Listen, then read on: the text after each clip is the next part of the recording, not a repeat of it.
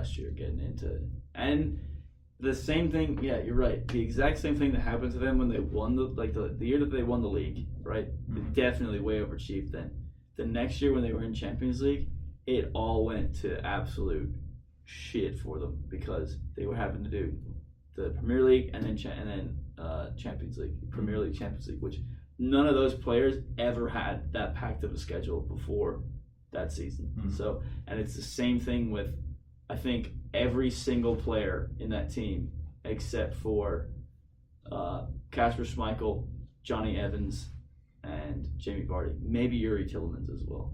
But all the rest of them would not have had that Europe midweek before. I think the beginning of the season sets the tone for the rest of the season, like whatever team you're on.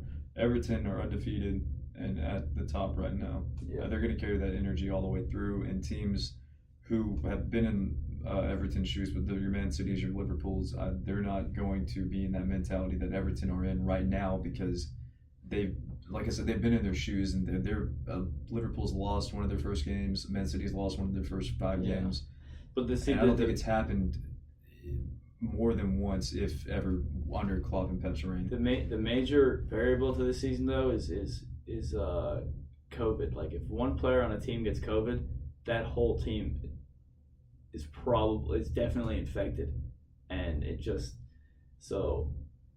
if that wasn't a thing and you were just going off of like normal injuries, then I'd say like yeah, everyone probably could. But there is also the slight chance that, because I mean, as much as I like Yerry Mina and Richarlison, I don't trust those dudes as far as I can throw them, because I guarantee you those guys are still going out and partying and stuff. I mean, look at Chelsea. They had Tammy Abraham, Ben Chilwell, and then even Jadon Sancho was there at a house party. So these players now are just taking the piss out of it and not taking it seriously. Now with Liverpool, Sadio Mane just got unfortunate that he was around Thiago, and then I think Thiago probably got it whenever he was traveling. So yeah, like with Liverpool, that I wouldn't say that was them just like not taking it seriously. But like if Chelsea get it with the players that they have, like their youth players, it's because they're going out. Yeah, it's going to be the same thing with United. It's going to be the same thing with Arsenal. So speaking of Arsenal though, 2-1 against Sheffield. I didn't watch the match. I know that I don't think it was that exciting of a game. I don't think Arsenal really ever is that exciting of a game against Sheffield, though. I remember watching the FA Cup last year, and it was like, can someone please do something? So, yeah. I saw Bellerin had 2 assists. That's decent. Yeah, I'll have to watch Arsenal this weekend for sure, or next weekend for sure, because I haven't really watched them, in all honesty, and they seem to be doing all right. But I've seen a couple games. I watched them against Liverpool. Yeah. But I'm not going to judge them against Liverpool. No. Not Liverpool pre-Aston Villa. Yeah. Liverpool. Yeah. Wolves 1, Fulham 0. Yeah, Fulham are getting relegated. Fulham will be 20th. Yeah, well, I mean, Wolves only beat them 1-0. Yeah. City 1, Leeds 1. Leeds will be top 10. Leeds will be top 10 over Newcastle. Leeds will be top 8. I will say that, because they have an energy to be top 8. It's not just that they're playing well. You know, Norwich had games last year; they were playing well from the get-go. Burnley, Sheffield, Fulham, all have lost all 3 and 4 of their first games, and I think they're the ones going down. Maybe West Brom. I'll throw Southampton in that mix too. Let's do 5 of them. I think Southampton's in that mix out of all the other teams. I can see that. I think no. You gotta throw Crystal Palace in there. No. I think so. No, because it's not like they're producing more than the other teams we just named. I mean, Palace they've got twice as many goals as Fulham and the rest of them. They have 2 wins and 2 losses. But they're scoring. Like Fulham and Southampton. They have a negative 2 goal difference though. Who? Palace. Yeah. After they got beat by Chelsea 4-0. Yeah. Fair point. But prior to Chelsea, they were scoring every game. Yeah. They have people. But you see, but that's what I'm saying about Palace is that I think Newcastle. I know West Ham and Newcastle will be the same way. They'll be really good for a few games, and they'll get a couple wins under the belt, and then they'll lose 4 games in a row, and then they'll win another 4 games, and then they'll lose 4 games. See what I'm saying? They're not going to be consistently like win, draw, loss, win. It's always going to be 3 wins, 3 losses, 3 wins, 3 losses. So I think, and that's just what's going to shoot them in the foot by the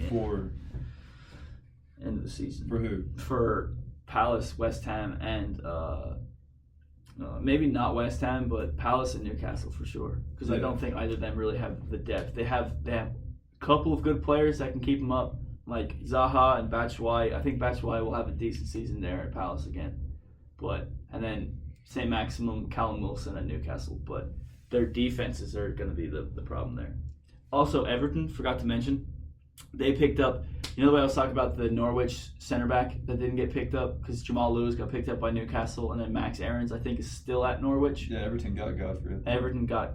No. Everton got Godfrey. Is that his name? Yeah. Yeah, they picked him up yesterday on deadline day. Yeah, which they needed him too. He's what they wanted Holgate to be. He won't. It's gonna be Will Keane and Yerry Mina as the 2 starting center backs. He'll rotate in, but in the big games, it's gonna be Yerry Mina and Will Keane. He'll play a third of the games, I'll say, and the other 2 will play 2/3 together. Yeah.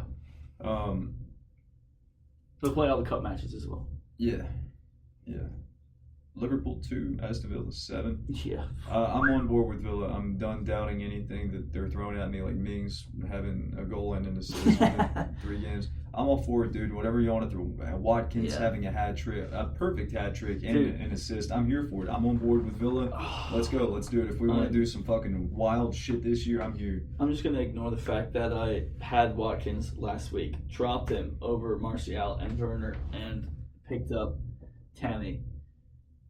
Oh, I'm so disappointed. I mean, I told you to hold on to Watkins, bro. I am so disappointed. Told you twice. Nobody's just bad overnight, bro. He was going to show out eventually. It took Abraham a couple games too last year. So disappointed. Fornals, top of the waiver list. He had a couple. He strung in 2 good games together. He wouldn't be a bad pickup if you have nobody who's performing. Yeah, if you need a midfielder. Cresswell, he's an assisting fullback. He proved it last year. He's proving it this year. And I think he's their set piece taker. Yeah, and he's the set piece specialist. So he doesn't take the penalties though. No, but if you have a piece of shit defender who just can't keep a clean sheet, pick up Cresswell. Virgil van Dijk. Watkins. I mean, if you watched Villa, you know who Watkins is now. Konsa, he's the center back for Villa. Plays alongside Mings. Mings was picked up last week, I believe, in Konsa. Yes. I don't know if they're gonna keep consecutive clean sheets, but Villa are going to get scored on, but they're also going to score. So it's like they're a team. They have a team this year, though. If you have a Villa midfielder or attacker, you're good. If you have a Villa defender, unless you have Matty Cash, I think you need to get rid of him. Cash. So. I think you need to get rid of him. Hendrick, he's still chilling on the waiver list from all the points he got from the first game. Week, yeah, he's not worth it. No. Masuaku, he's I guess in the 5-back that West Ham are playing, he's playing a left center back, or he'll play at fullback for Cresswell. Cresswell might move up to left mid sometimes. That might be what it was with West Ham, who's playing that left spot. I think Cresswell does sometimes. Solly March, he's producing for Brighton, and Brighton are producing overall. March would be a good pickup if you've got somebody who's not doing too hot. He's a midfielder. He's a midfielder. Hurahan, he's being eased out of the team. Probably not going to get as many minutes as he would have prior to Barkley coming in. Kouyaté. Kouyaté is a midfielder who plays center back, so terrible pickup. St. Maximin, good pickup. Yeah, a good pickup if you need a midfielder. Winger, sure. If Newcastle are going to score 2 goals in one game, he's going to be one of the assisters. Yeah, he'll be associated with one of the goals.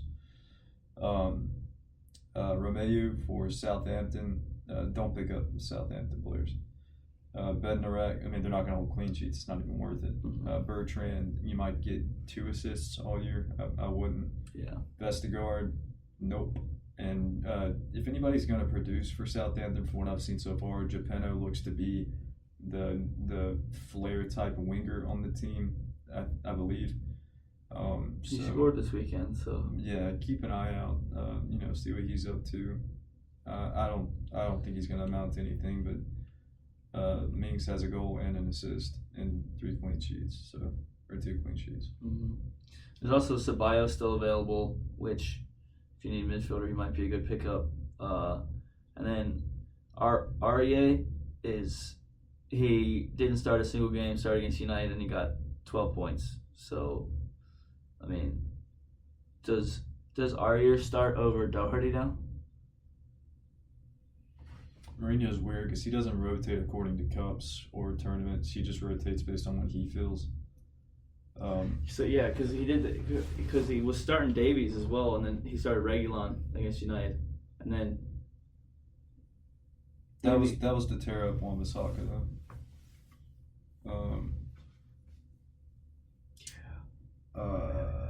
Maybe that's why I put Aurier on too. No, Doherty is just as attacking as Aurier is. I feel like. It's if you have the Spurs wingback, like I have Doherty, and then someone else has Reguilon, I'm sure. Someone else has Davies. It's a double-edged sword though, because they're going to be rotating all year. Yeah, and that's the thing. Like it's like when they're on, they'll probably produce, but it's like 50-50 shot on whether they're going to be starting every week. Mm-hmm. So it's like if you have, obviously since they're wingbacks, it'd be better than having a center back who's 50-50, but yeah, it's going to be difficult to predict that with Mourinho because, yeah, again, like you said, like you literally just have no clue because Doherty started all 3 of the first games, and then all of a sudden Aurier came in and started. I can see Spurs flying high from now on, so if a Spurs center back might not be a bad pickup, to be honest. I think they still get scored on, though. They're so susceptible in the back, especially with Eric Dyer in the center back. Yeah, that's true. They're going to be winning games, though. Yeah, they'll win, but they'll still get scored on. That's the one thing about them. They'll get the odd clean. Like if they're playing like West Brom, then yeah, pick up a Tottenham defender and then just stream him for the week. But if they're playing anyone else, like if they're playing a team that has attacking threat, they're going to get scored on, in my opinion. Like I don't like like Fulham, especially if they're playing Fulham, just whoever Fulham are playing, pick up that entire back line. Spurs would bully Fulham, and dude, they didn't even have Bale yet. Yeah, that's what I was sitting here thinking about. Is like